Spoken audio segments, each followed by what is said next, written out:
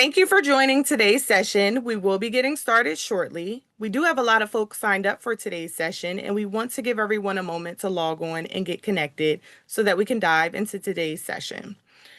I do want to thank you all for joining us today. I am Jasmine Garrett here with the New Jersey Economic Development Authority. Today's session is an informational overview of the New Jersey FilmWorks Grant Program. A quick housekeeping note. We do suspect that many questions will be answered in today's presentation. However, you are able to write in questions at any point during the presentation using Zoom's Q&A feature. It is one of your Zoom command options and will allow us to make sure we are able to get back to you and let others see these questions and answers as well. Today's session is being recorded and will be posted on our NJEDA and YouTube pages. The slides and other resources will also be available in the next few days. Now, to get us started with the presentation, I will shift things over to NJEDA's Project Officer of Workforce Innovation Partnerships, Luke Brunskill. Luke? Thanks, Jasmine. Appreciate it. Can everyone see my slides up here? We're all good to go? Yes. Okay. Hello, everyone. Thank you for attending this presentation today. As Jasmine said, my name is Luke Brunskill, Project Officer with Workforce Innovation Partnerships, and I'm excited to present the New Jersey FilmWorks Grant Program, a workforce development initiative designed to support New Jersey residents in securing careers in the film and digital media industry. Before we get into today's agenda, I want to mention that I will be referencing the grant program's website several times throughout the presentation. The website is available to you as a landing page for information, details, and updates concerning the FilmWorks grant. So please, whether you are interested in applying for the grant or just want to look up or share general information about the program, please always feel free to visit the website and use it as a resource. On the slide here, you can see the URL for the site, as well as the QR code if you'd like to use that to navigate to the website.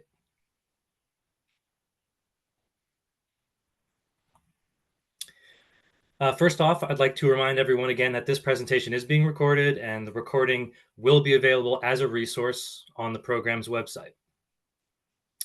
So here is the agenda for today.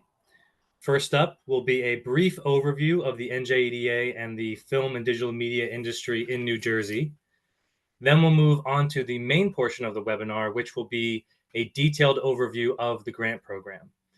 We'll go over a good amount of information on this topic and spend most of our time in this section, so it should hopefully answer any initial questions you might have about the program. Finally, we'll give a brief description of the question and answer submission process, and then use the remaining time to answer any questions from the webinar. All right, let's get started with a quick background on the NJEDA and the film and digital media industry in New Jersey. The NJEDA is an independent authority of the state of New Jersey whose mission is to grow the state's economy and increase equitable access to opportunity. We do that by supporting high-quality job creation, catalyzing investment, and fostering vibrant, inclusive community development. We work in partnership with a diverse range of stakeholders and industries to implement initiatives that improve the quality of life of our residents, enhance the economic vitality of the state, and strengthen our long-term economic competitiveness. The authority's vision is to make New Jersey a national model for sustainable and equitable economic growth by investing in communities, fostering innovation, and supporting industries with high-quality jobs. Film and digital media has been identified as a key industry for the state and a strategic sector with potential for outsized growth. This industry has become a focus for the state due to its high potential for job creation, investment growth, and innovation. Reflecting the state's focus on the industry, the New Jersey Motion Picture and Television Commission was recently absorbed by the NJEDA, creating a unified statewide approach to supporting the growth of the industry. The Motion Picture and Television Commission has supported and nurtured the industry for over 45 years. The commission's staff assist filmmakers with all their needs, including financial incentives, permits, regulations, production services, site selection, and clearance. The Commission attracts and supports production work and promotes infrastructure growth for the economic and image benefits the state derives. Over the past several years, the film and digital media sector in the state has been expanding rapidly and experiencing impressive growth, with major production studios and high-profile projects choosing to operate in the state. This growth is largely due to the state's tax and other incentives, including the Film and Digital Media Tax Credit Program and other designation programs. This significant increase in activity has led to a growing demand for skilled industry professionals in the state and the need for a talented workforce pipeline to meet the industry's labor market demands. The New Jersey FilmWorks grant program was created in response to this impressive growth and is intended to help meet the demand for a workforce of skilled industry professionals. All right, so now let's dive into NJ FilmWorks itself and discuss the details of this competitive grant program.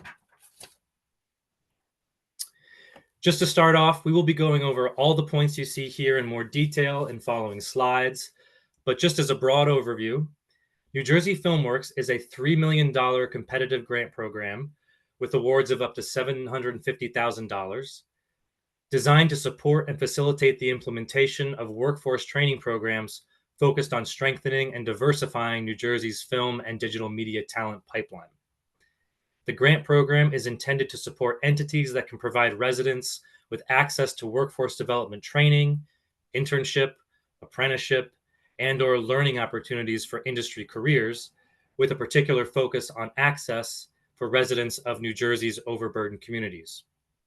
For those of you unfamiliar with overburdened communities, we will be covering that topic in a coming slide.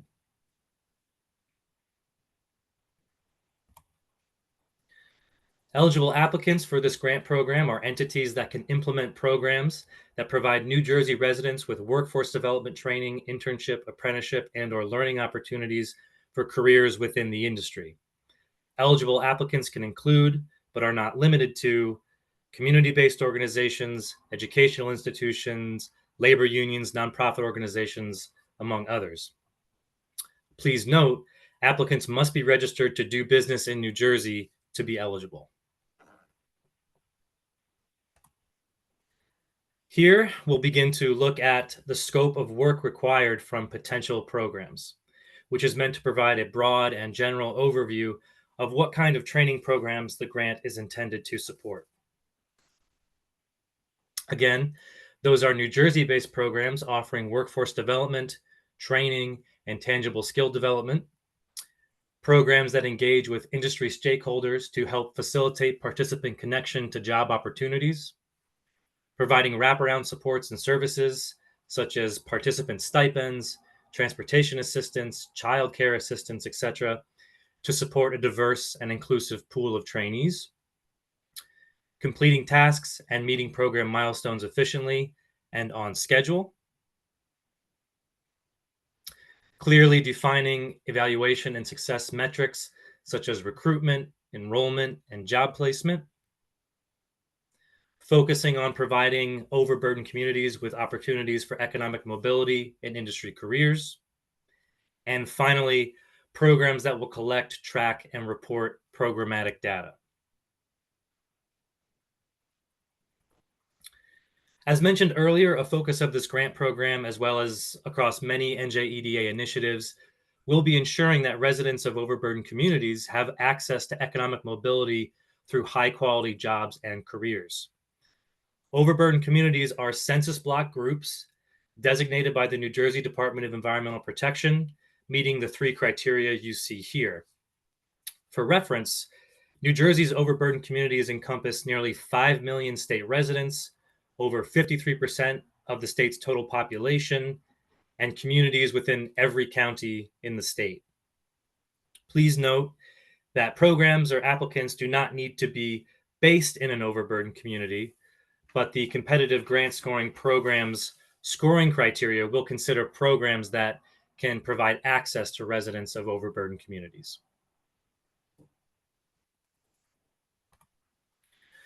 Moving on, here we'll take a look at the eligibility requirements for proposed programs.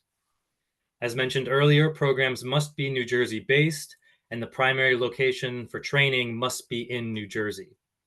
Programs must describe a clear approach to make training accessible for and targeted to NJ residents and linked to NJ employment opportunities in industry careers.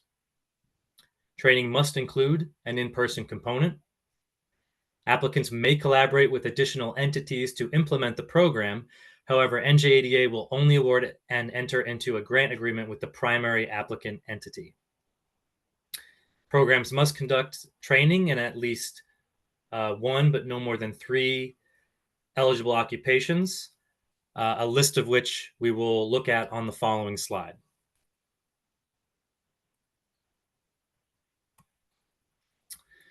There are 26 eligible occupations for this grant program. As you can see, these are primarily entry-level positions, mostly below-the-line production roles, to use the industry term. This reflects the grant program's goal to facilitate entry for New Jersey residents from all backgrounds into industry careers. And I'll give you a minute just to get familiar with that list. But again, this list will be available on the website.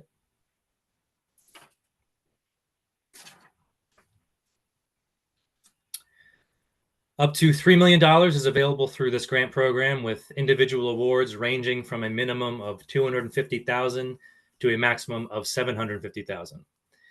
Eligible uses of grant funding include costs associated with planning, such as staff costs for program development, soft launch, such as outreach and recruitment materials, implementation costs, such as facility fees or delivery of wraparound services, and administrative and overhead costs, such as general administration and other general operating expenses. Please note that no more than 10% of the grant may be used on administrative and overhead costs.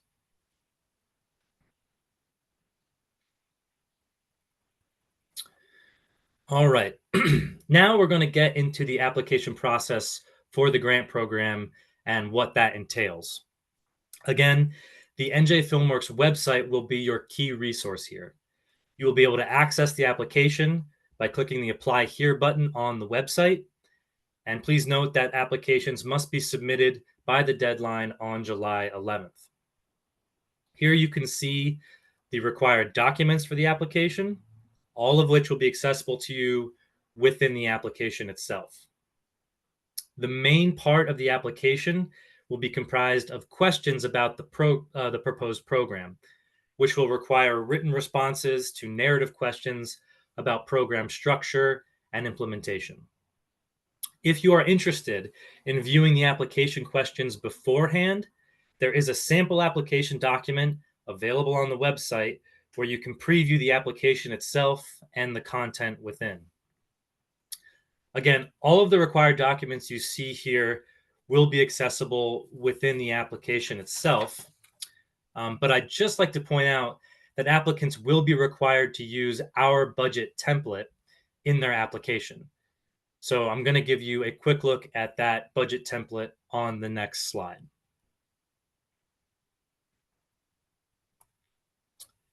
So this template, again, is available within the application itself, and it is also a resource on the program website, and it can be downloaded from either location.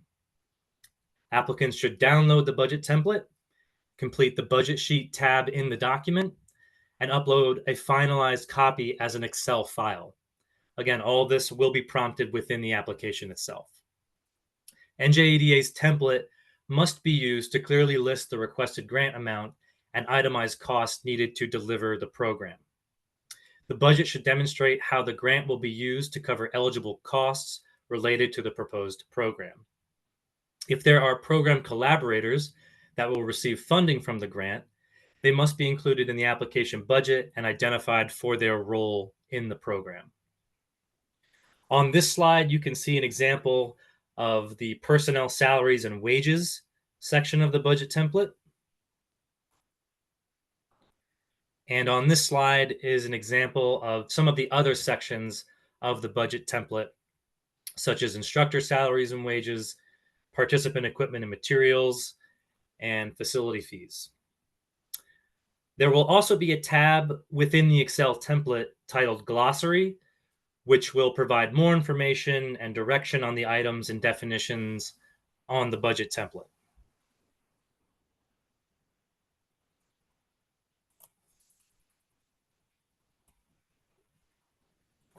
All right. So now moving on to the post-application process. So that would be after the closing of the application period on July 11th. Here we'll be getting into the evaluation criteria by which applicants or applications will be scored for this competitive grant program. We'll go into each of these criteria in more detail in the following slides, but to summarize, there are 5 criteria by which applications will be scored. The highest possible score an application can receive is 100 points, and the minimum score required to be considered for an award is 80 points. Again, I'd like to direct potential applicants to the FilmWorks website, where if they are interested in more information regarding these evaluation criteria, there is a document on the website called Grant Program Specifications, which contains all the evaluation information you'll see on the slides.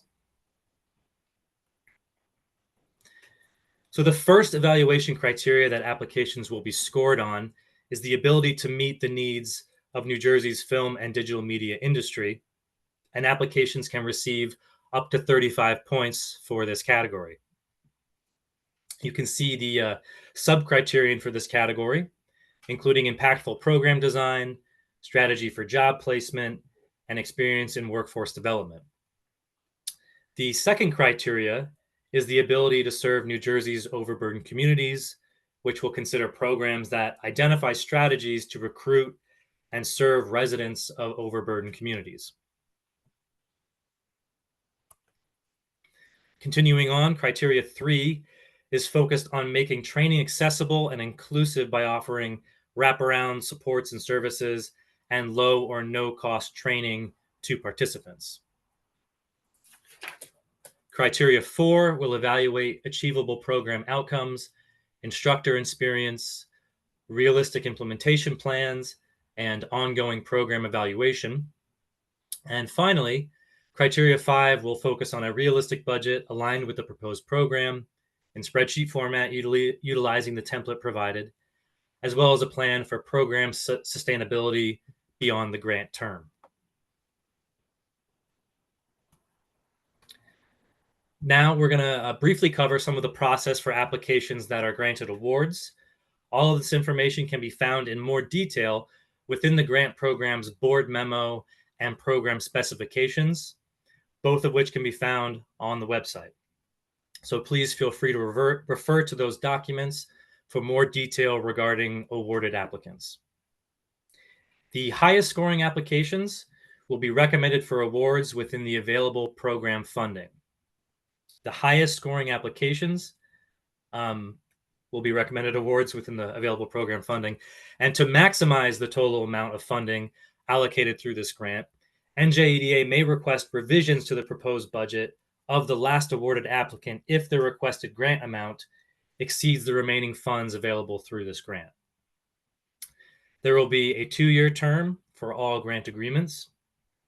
Awarded applicants will need a current tax clearance certificate at the time of execution of a grant agreement, and they will also be required to engage with the New Jersey Department of Labor regarding their eligible training provider list.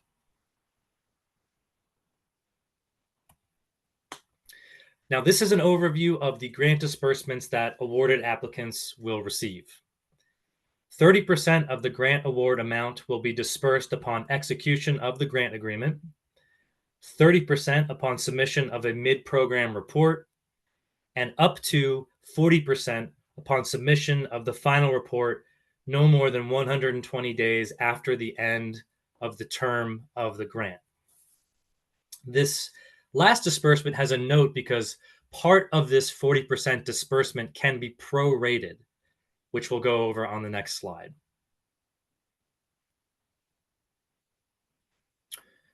So the final 40% disbursement of the total grant amount will be divided into disbursements of 10%.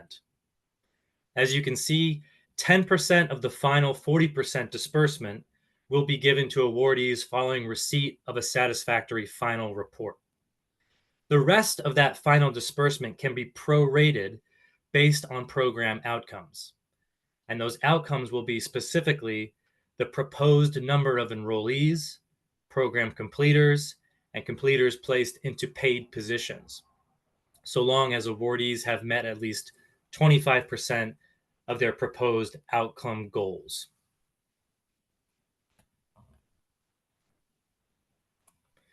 So here's an example of this prorated disbursement process. A $500,000 grant is awarded, and the awarded program has the proposed outcomes of enrolling 100 participants, having 80 complete the program, and placing 70 of those completers into paid positions. In the first scenario, they meet all their targets, so they get the full disbursement. In the second scenario, they meet their enrollment and placement outcome goals, but 75 out of the proposed 80 complete the program, resulting in only slightly less than the full disbursement, as they met roughly 94% of their proposed outcome for program completers. The third scenario shows the awardee not meeting their goals for all three outcomes. They receive a prorated amount for the first two disbursements by meeting 80% and 75% of those goals respectively. But for the last outcome, they placed 17 out of 70 proposed completers into jobs. And because that is less than 25% of their outcome goal, they do not receive that 10% of the total grant. And to become more familiar with the disbursements related to program outcomes, again, please refer to the resources on the NJ Filmworks website.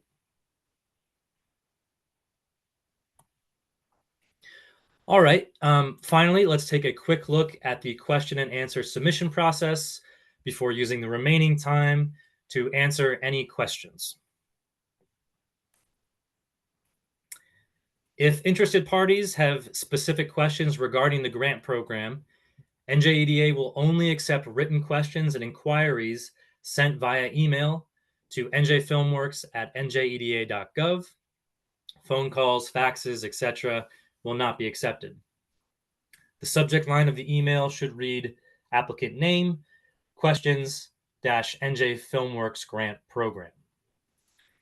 NJEDA will attempt to answer questions as they come in and post answers to those questions on the NJ Filmworks website in a timely manner.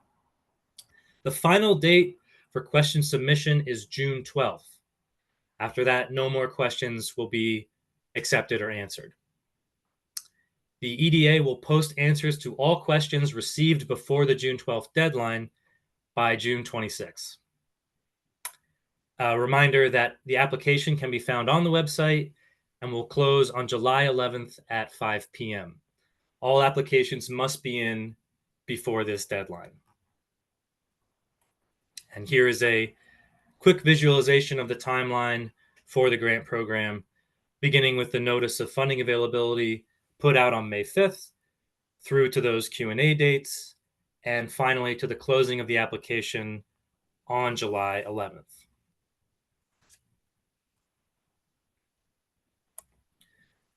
So thank you. That concludes this presentation on the NJ Filmworks grant program. That's a wrap, as they say in the biz.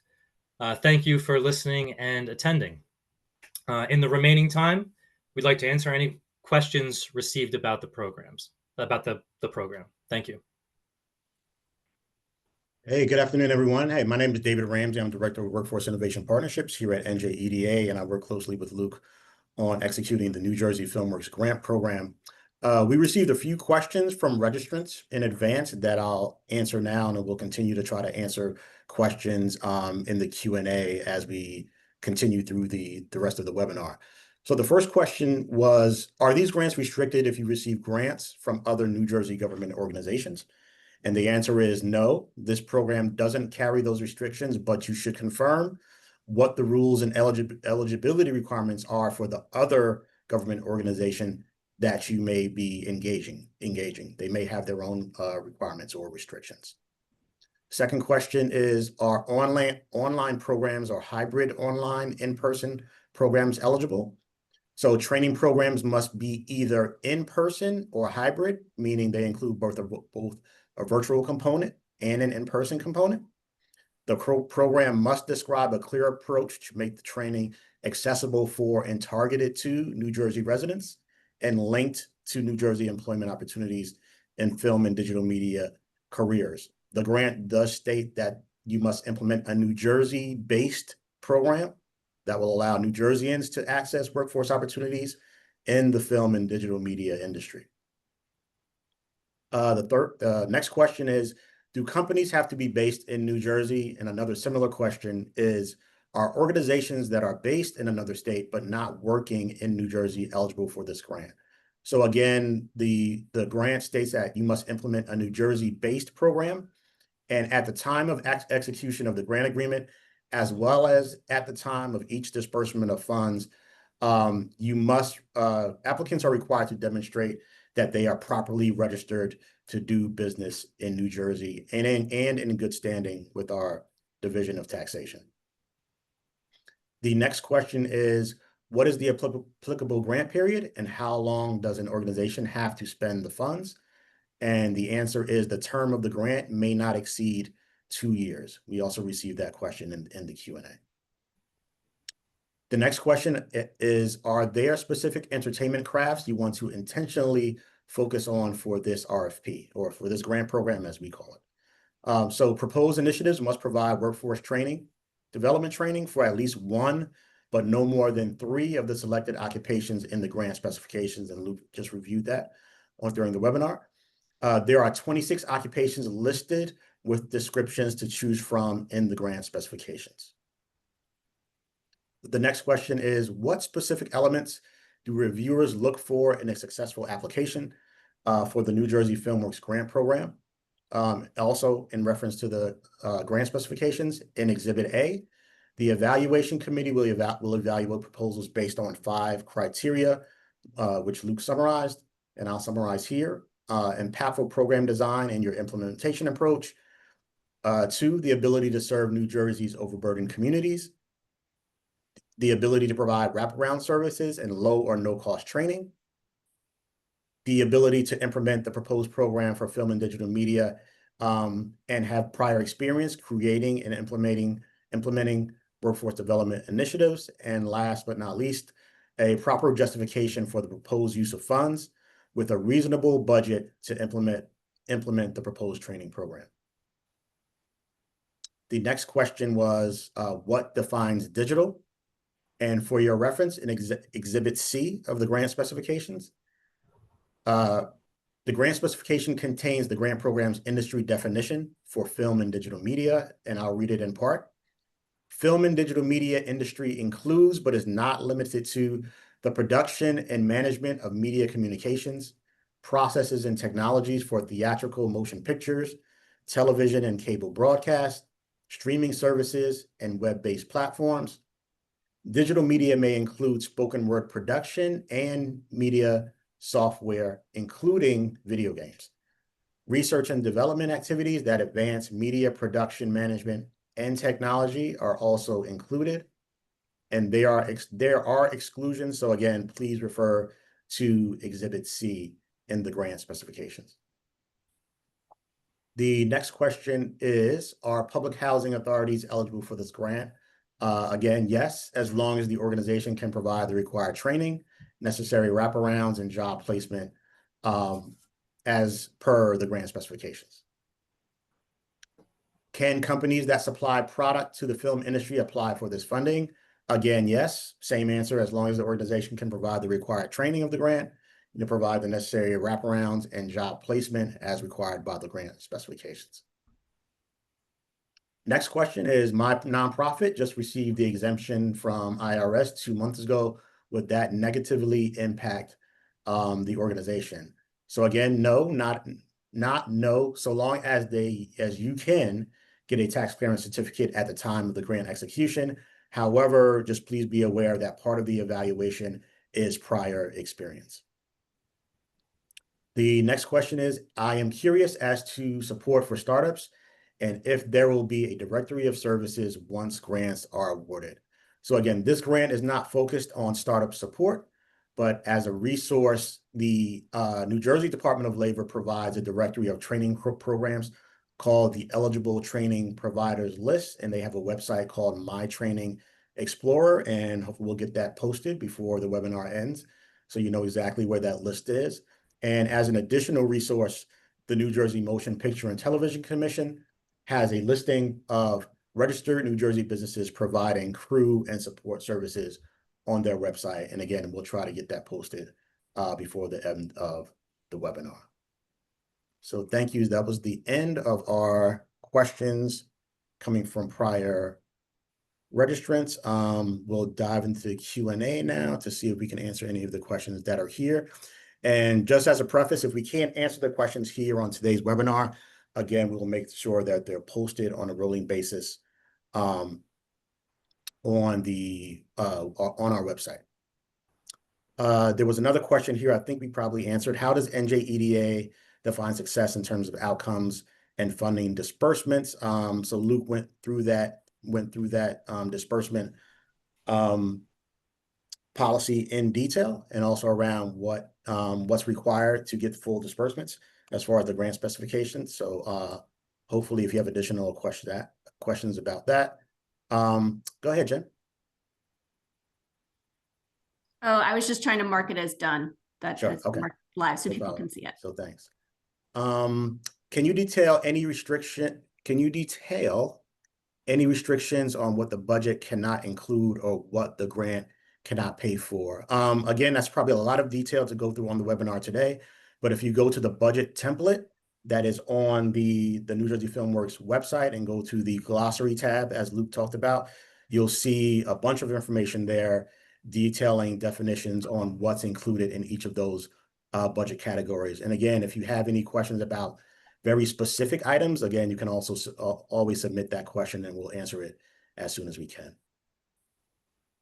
Are there any limits for matching funds if we partner with film studios to help fund training programs? As far as the grant specifications, we do not have any limits for matching funds, but as part of your budget and narrative, you should, of course, detail the total spending for the entire program, obviously including what funds you're requesting directly from NJEDA. But if your larger program entails funds from other organizations, that's good information for us to know.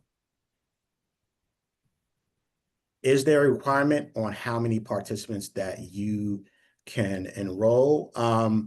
There is no minimum or maximum requirement, but again, this is a competitive program. So, the better that we're scoring, so the evaluation committee will look at the numbers in a competitive fashion to determine, where we'll be able to, award programs that will engage the most participants, potentially have the most completers, and obviously, hopefully, place all of them in gainful employment. Can a newly formed LLC David, if I may, I'm sorry. I just wanted to add one Sure. thing on that. So as David said, there's no minimum or maximum to the participants that are enrolled. And as you said, it's as a competitive program, you should put your best realistic foot forward on that. However, just reminding you all about the disbursement piece. So the proposed outcomes, right, that's part of the evaluation, but your ability to meet those outcomes are tied to the final disbursement as well. Yep. Thank you, Jen. The next question is, can a newly formed LLC apply, or does this business need to have been operating for a certain amount of time? So there's no restrictions on how long a business has been operating. But again, I think as I answered earlier, part of the evaluation criteria is prior experience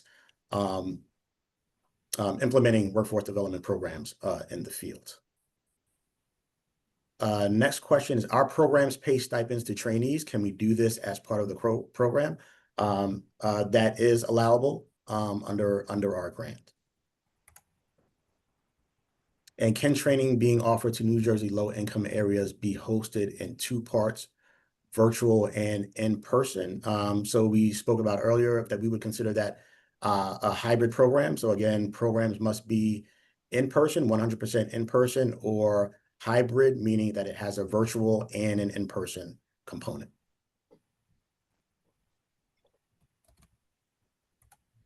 You have multiple job titles, but you say you cannot accept more than 3, but many of the jobs are in the same category. How should that be considered? That's from Kenneth. Kenneth, I'm not sure I understand the question, so maybe if you want to restate it, or again, maybe submit it through the NJ Filmworks email address. Maybe we can answer that question more completely for you. How soon will the grants be dispersed? That's it. That's on a case-by-case basis. Again, we have the application period ends on July 11th. Depending on how many grants we receive, there's an evaluation period that we'll have to go through. And then these awards must be recommended to our board for award. So we can't say a specific date. And then we have to go through the grants execution process as well. So we are hoping, again, don't hold me to it, we are hoping that we will be able to award grants, get those awards approved by our board before the end of the year, hopefully sometime in the fall, and then move to the grants execution process with the awardees before the end of the year. That's our hope. When will funding notifications be announced? Very similar to the question I just answered. So our hope is sometime in the fall.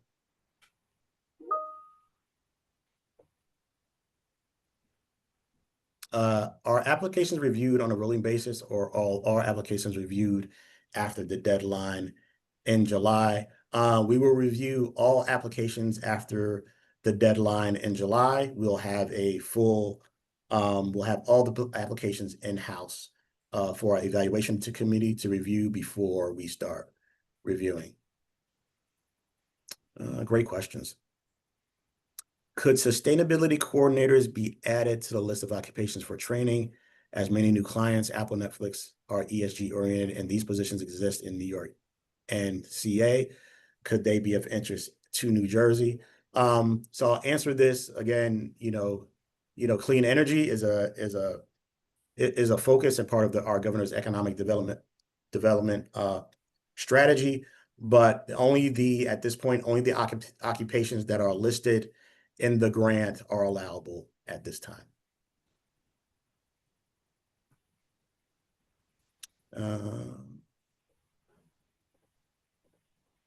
So the question is, so the minimum amount of participants is 17 and they would become paid, correct? So the example that Luke showed that had the 17 participants, that was just an example in the template. And again, when you go to the template, you'll see some red type there. That's just as examples. So you can see how you should fill out the budget template. So again, that's not, the 17 was just an example. Again, individual applicants should determine, how many participants they're going to enroll, how many they expect to complete, and how many they expect to place in paid positions following, following the completion of the program. Can government agencies apply if they partner with an educational program? Yes, they can. David, it looks like you skipped one question about if a nonprofit has to be have 501c3 status. Oh, sorry. No.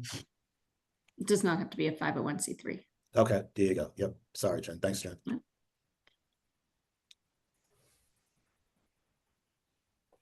Are there minimum participant numbers for the program? Again, I think we already answered that question. There is no minimum number, but again, applicants will be evaluated based on, the number of participants, completers, and those placed in, job placement following completion of the program.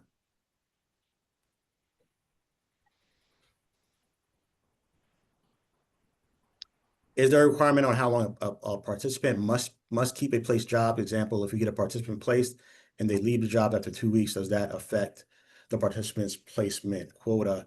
Kenneth, that's a good question. Jen? Well, I was just going to chime in if needed. Sure, go ahead, Jen. Oh, I was just going to say, no, there's not a set timeline. We understand the fluidity of this industry. Certainly, full-time, long-term employment is the goal, but we recognize that that's not the nature of this industry.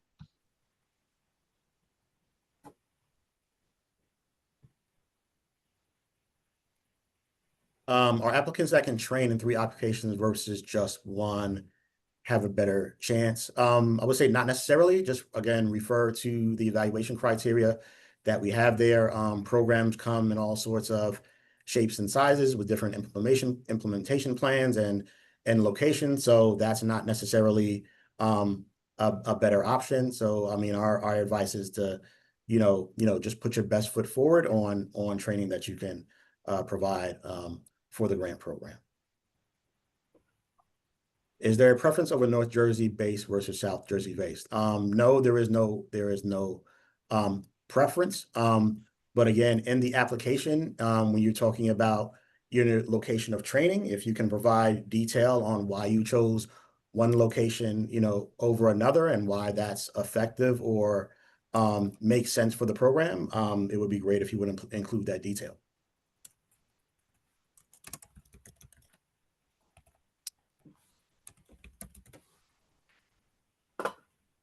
There's another question for the profession of hairstylist. Would this be to direct people to schools that offer certifications as to be a hairstylist in New Jersey? One is required schooling.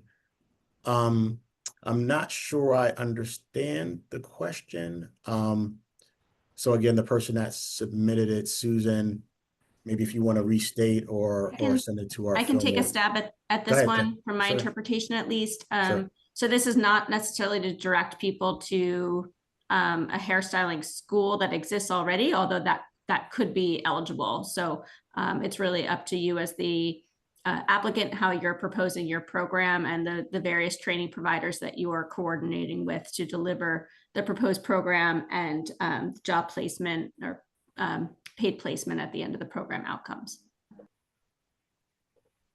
Okay. Next question, can my film festival qualify if I'm hiring students from various film schools? Again, similar to some of the other questions, if you can, implement a New Jersey-based job training program that meets the requirements, of the program in one of the occupations that are stated, and again, provide, placement in a film and digital media occupation following completion of the training program, then you would qualify.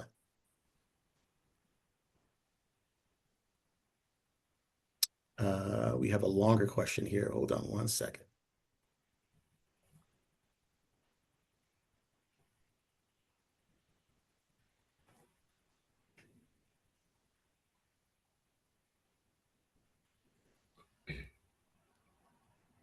Okay.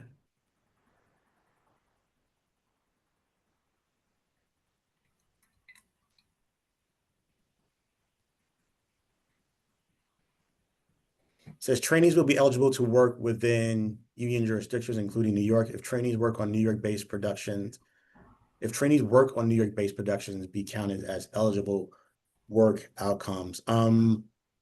The answer is yes. I think obviously as a New Jersey government organization, we're hoping to, strengthen the talent pool in New Jersey and provide work for our New Jersey-based organizations. But of course, any work outcome, especially high quality work outcomes are a great outcome for us. So if the placement happens to be in a New York-based productions, that would count as an eligible outcome.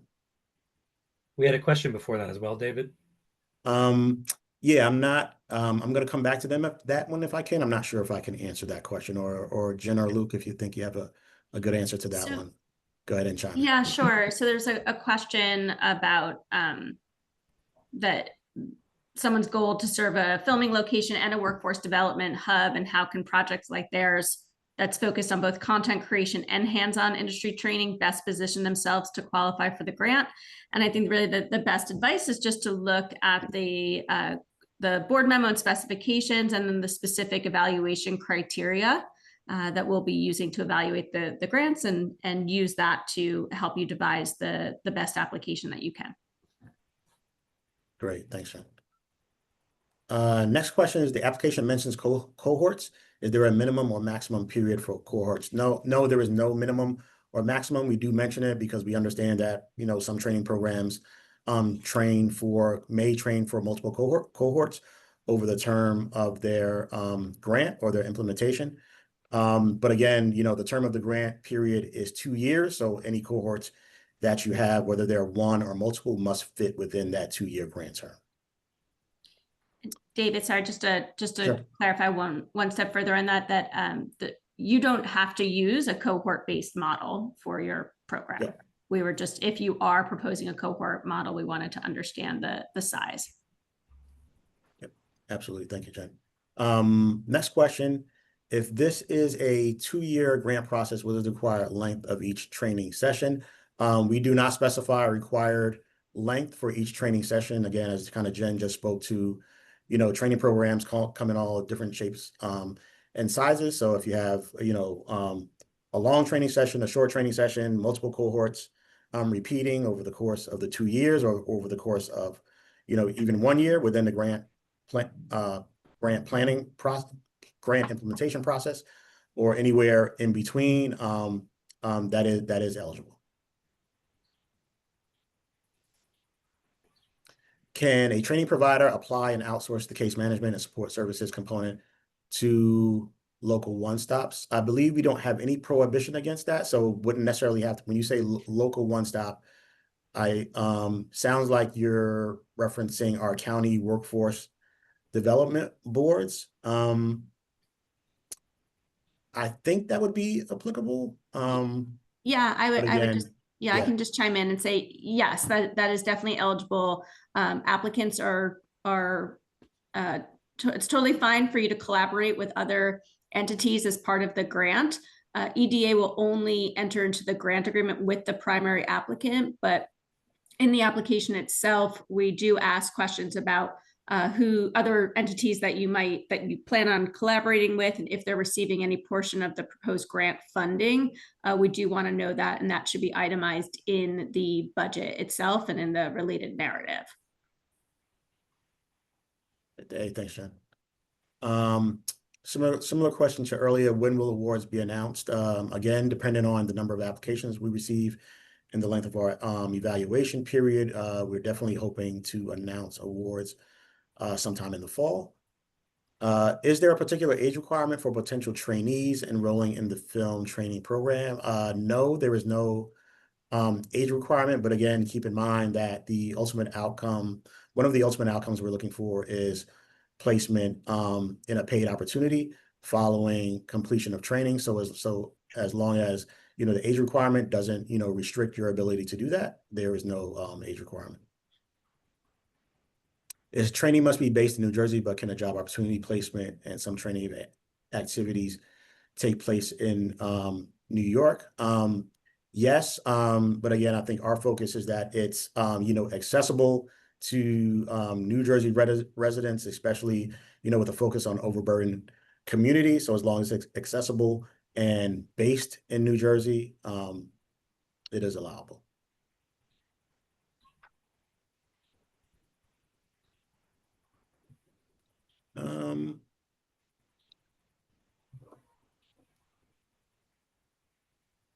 Jen, I wondered if you want to chime in on, can you define successful placement knowing that this industry is largely freelance and could be day playing?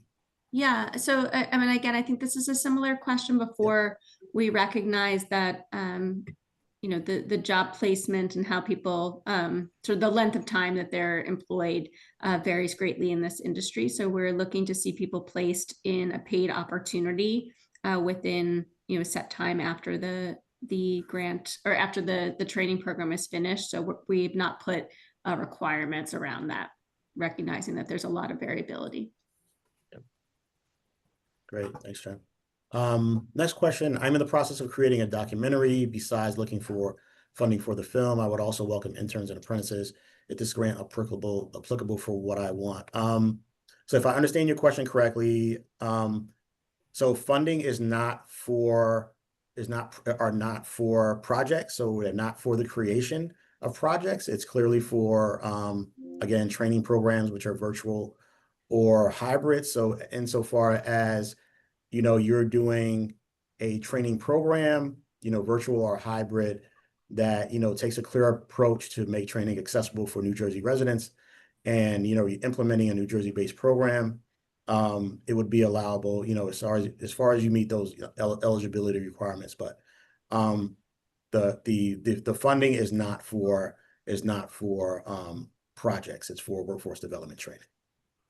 You just want to specify it's in person or hybrid programs. I'm sorry. Yep.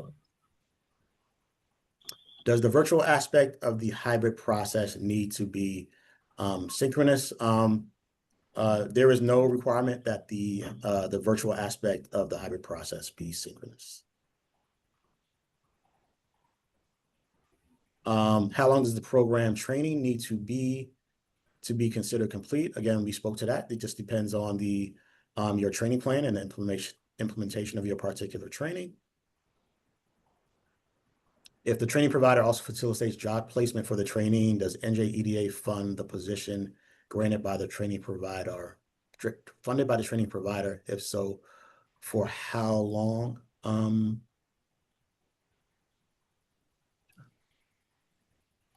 I I just chime want to in make sure I here, understand your David? question. Yeah, again, my interpretation of the question, I think it's asking if the grant funds can cover the cost of the staff person that's helping with the job placement, and the answer is yes.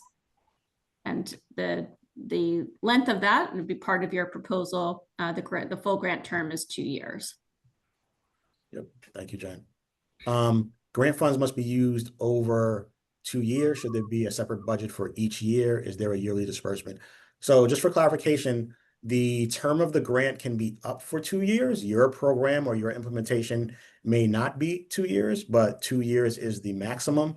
But if you have multiple years, there should be one budget. And again, as you'll see in the budget template, there are instructions that you should, for personnel, wages, and salaries, you should note those salaries for year 1 and year 2, and then for the remaining budget categories, you put those in by unit. You can just fill those in for the entire length of your training program. Are we able to update any section, I think, to our application until the deadline, or once submitted, they're going back to make modifications? So there are no modifications after you submit the application. So once you hit send and send it off to EDA, there are no applications. There are no modifications allowed. You will be able to save your application as you progress through it. So just encourage people, if you are going to apply, just to hit that save button as you go through. Yeah, and Luke spoke to it in the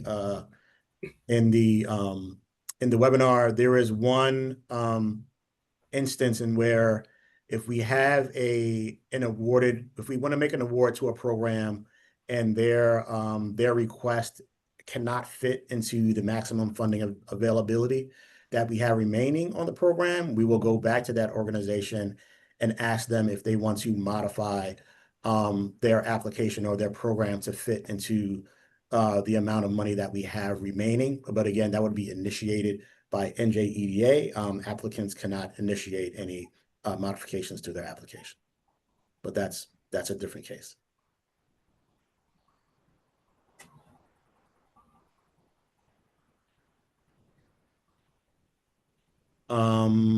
Example to previous question: assistant camera and camera operator would essentially be trained the same. Audio recorder and audio video technician would have trained the same. How should they be addressed when listing the job choices? Again, Kenneth, I don't think we would make any, be prescriptive about how you define that. We're going to rely on, applicants' expertise to explain how best to describe the training that they're providing. If you think your, training fits into, audio recorder and audio video technician, and there are particular parts of your program that address both of those, make that case in your application and we'll review it. But there's really no right or wrong answer. Wherever you think the wherever you think your training lands as for the occupations you're training for, you should mark off in your application. Obviously, again, as Luke stated, there has to be at least one, but there should be no more than 3. Question we answered earlier, is there a preference over North Jersey based versus South Jersey based? And again, there is not. And our organization aims to implement a program which trains staff, which then they continue or creates a new position. Does that fall within the criteria? Yeah, Jen, I would welcome your input. Yeah, I'm not, the way I'm implementing it. to be honest, I'm not 100% what what this question is asking, Yeah. but if you're proposing a program which trains people, like the costs that you need to implement that program are eligible. I'm not sure if that's answering the question completely. So I know we're close to the end of the webinar here. So if that didn't answer the question, please feel free to send in your written question to the FilmWorks email. Great, thanks, Jen. We have some repeat questions, so I'm just gonna skip over those. If an applicant has professional experience in the film industry but does not have any experience in the job placement program, can they still apply? Again, trying to interpret it, if you're talking about experience with workforce training programs, they can of course still apply. There's no prohibition there.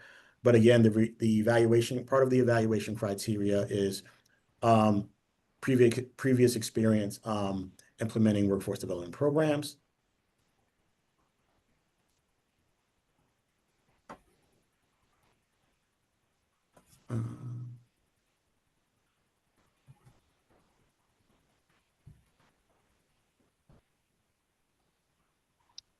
So to Susan, you asked a question about the percentage for work placement so high. So again, that was just an example that Luke provided. We do not assign a percentage for work placement. Those outcomes come directly from the applicant. So it's the applicant's responsibility to put into their application how many participants they expect to have, how many completers they expect to have, and how many they expect to place in paid positions after the completion of the program. So that brings us to the end of our time here. I'm going to turn it back over to Jasmine. Yep. So I just want to thank you all for attending and have a great day, everyone. Thank you. Thank you, Jasmine. Thanks, everyone.